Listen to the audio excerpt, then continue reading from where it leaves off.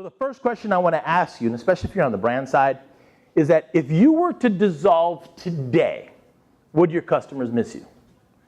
Now, when I get the yellow pages delivered at my house, if it were not to come for the next 2 or 3, 4, 5, 10 years, I probably wouldn't miss it. But think of the brands that you do business with. Would you miss them? And as a brand, if the answer your customers are giving you is no, you're not striking enough emotional chords and emotional connections with your customers to make that answer a yes. So to kickstart things, I love to ask people these 5 simple questions with regards to business. First of all, what are your goals? As a business, as a brand, what is it that you want to do? You know, what makes your brand a business? You know, what are you totally setting out to? Mine, if somebody were to ask me when I had the pizza stores, I would tell them I want to get people addicted to buying Domino's. To the extent that if you go buy it from a competitor, you would say, you know what, the pizza was good, it was great, I even saved money, but it just didn't feel the same. And that emotional connection was almost like a guilt. And I would have people tweeting me and say, you know what, I'm sorry, Ramon, but so-and-so was buying, or we got this from work. So I would always tell them, so figure out what the goal was.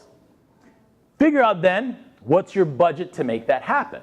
So how would I create these emotional connections with my customers? Well, what I did is I took part of my marketing budget.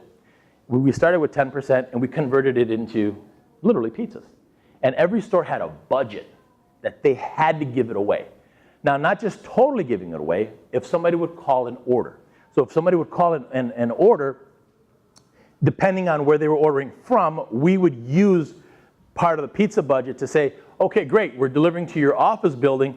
We have this promotion today. Would you love us to drop off a complimentary pizza on your behalf to some staff within your building? So now we are trying to help other people look awesome at no additional cost. And people are like, oh, absolutely. Or if somebody had nobody and say, oh, I wish I could donate it. No problem. We have a shelter. We have these people that we could donate it to on your behalf. And so then all of that came out of our marketing budget so we could create word of mouth. And then we would create content around that experience. The number 3 is, I always ask people, after knowing what number 1 is and number 2 is, so how are you performing with these 2? And I would also ask myself, my managers, and my people, and expect concrete examples. I would get upset when at the end of the month somebody would say, you know what, we had 85 pizzas to give away, but we only did 60, so we actually saved 25. That would really upset me. Because for me, every pizza would serve 4 people, so if you save 25, that's 100 less people that tried our pizza out of our budget, and that was very, very, very upsetting.